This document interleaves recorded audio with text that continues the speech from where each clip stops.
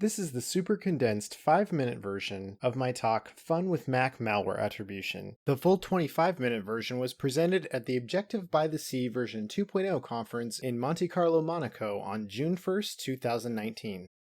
Who makes Mac malware and why? Historically, people have developed malware out of curiosity or for their own self-aggrandizement. Recently, most of the malware we see has one of two main motivations. The first is monetary, for example, malware that attempts to steal money and so forth, and the second is political motivations, things like state-sponsored espionage or sabotage. Figuring out who created malware isn't always easy. Some cybercriminals are simply better at covering their tracks than others. Sometimes they use false flags to mislead researchers, and sometimes they reuse code found in other malware campaigns. This talk will not be very useful to the bad guys in terms of giving them tips on what to avoid and things like that. The one thing I do hope this talk will help potential malware creators with is to give them a wake-up call so they realize this isn't a good idea.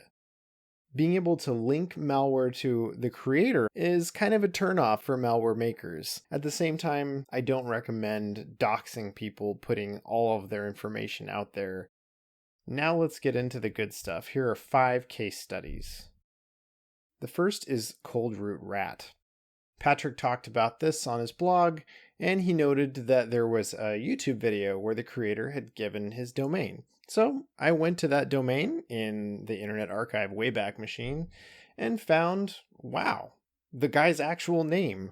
He used to use this as a personal site. And it turned out that Cold Zero, his nickname, and his real name had previously been linked together. Now he emailed Intego saying, oh, this wasn't me.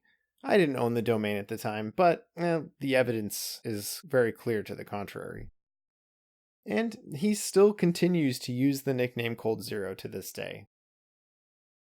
Operation Apple Juice marked the first time that the Lazarus Group, a hacking team with ties to North Korea, had targeted macOS with Fall Chill malware, and they did so by way of a Trojan horse.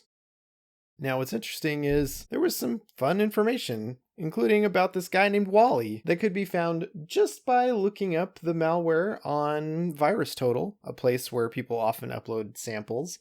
And look, there we have Wally Darwish.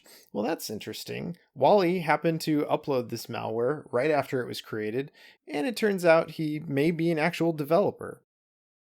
Creative Updater is the name for 3 Trojanized versions of apps that were found very briefly on the Mac Update website. A couple of names were found in connection with this malware, Ramos Jackson and also Tiago Brandão Mateus. That name showed up in a few different places, in the domain registration records, in a DS store file on the disk image that the malware was distributed on, and so it led people to wonder who this guy is. And Patrick even asked that question directly, and I came across this blog post and I said, challenge accepted. I'll see if I can find out who this guy is. So I did. I started doing some research, found a possible connection. I looked into it, and sure enough, somebody with that nickname had registered on a hacker forum and given apparently their actual birthday. I later found this person's apparent home address, apparent home landline telephone number, several small business ventures that the person either owns or is a managing partner of, a whole bunch of domains this person has registered, and I even found a 6-character password from a password dump that apparently this user had used. Pirate is an adware family that does a number of nasty things to infected Macs.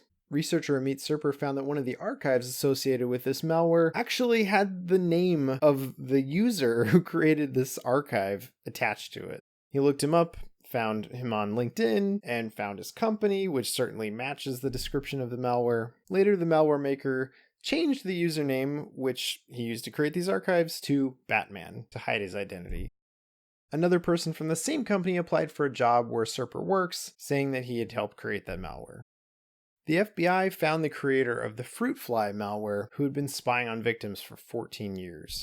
So here's my parting message to anyone who may be considering creating malware and thinks they can get away with it. Kids, you tried your best, and you failed miserably.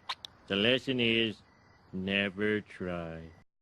The white paper has a lot more details. You can find it at Intego.com. Be sure to like this video and subscribe to our YouTube channel for a lot more great videos yet to come.